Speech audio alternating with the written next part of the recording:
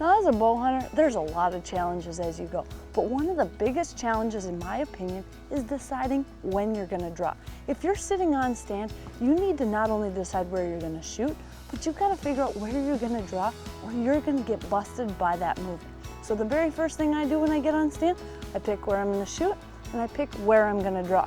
Now, that's all great in a perfect world, but unfortunately, it doesn't always work out that way.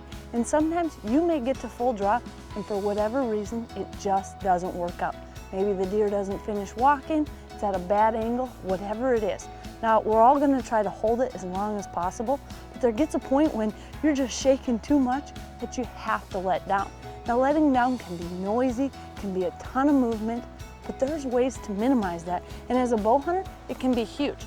So one thing that I learned, in fact, it was a tip from my photographer that taught it to me, and it actually came from a physical therapist.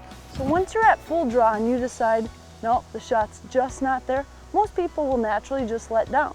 Now, if you drop your elbow first and then let down, you have tons more control. You're using a lot more muscles. Instead of coming from here, just drop that elbow down and let down. If you can remember that, it is a huge piece of advice that can help you, and it might make the difference between success and failure.